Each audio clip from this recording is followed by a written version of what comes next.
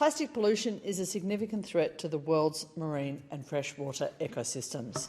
This recent report by the House's Standing Committee on Climate Change, Energy, Environment and Water highlights the size of this challenge. All of the plastic that we have ever produced is still in existence. It will take between 500 and 1,000 years to degrade. On average, Australians use 130 kilograms of plastic per person per year. That's more single-use plastics than almost any other country. Only 14% of the plastics from Australia are recycled. As much as 130,000 tonnes of plastic leak into our environment every single year.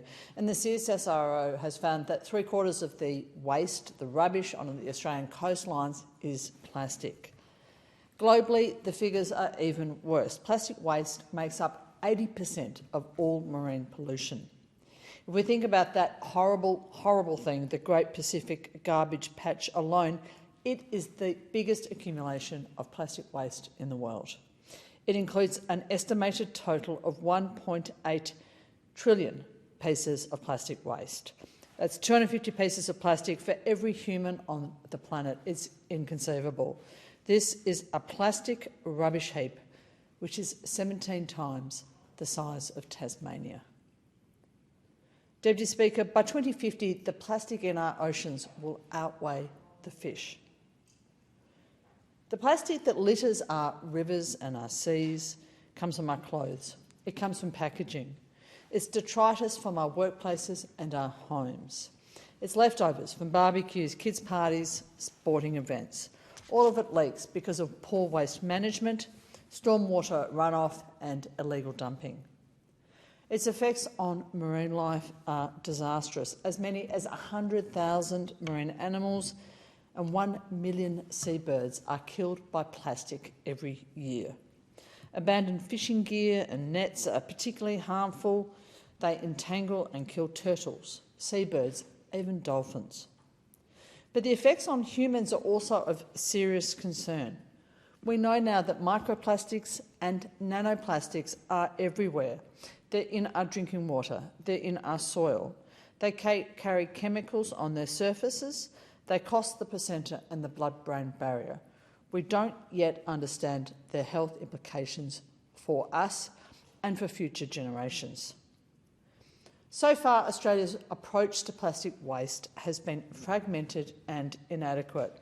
We've had a number of national plans from this and previous governments which have been aimed at reducing plastic waste, but all have focused more on recovery, particularly on recycling, not on reducing the production and consumption of plastics in the first place, which logically is where we should start. The inexorable growth in the plastics waste generated in this country in recent years has shown us that these policies are not working. This committee's report calls for an updated plan with specific and measurable goals and for stronger industry accountability. But it also highlights the need for a sustainable end market for recycled plastics. We do need to standardise bans on single-use plastics and waste collection standards across all Australian states and territories. We need to fund Indigenous ranger programs to support their work in cleaning up our marine debris, and we should encourage the primacy of First Nations participation in our international negotiations regarding plastic pollution. It's absolutely vital that the government works with all states and territories and the scientific experts, including particularly the CSIRO, to limit the plastic debris which enters our marine environment via stormwater. But of course, the very best measure, returning to the theme, is reduction of our use of plastics. 49% of all marine pollution that comes out of Australia results from the use of single-use plastics. All of us can act on this. We can use reusable rather than plastic bags.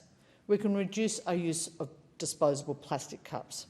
We can buy food and cleaning products in bulk, and we can transport them in glass or metal containers rather than plastic ones.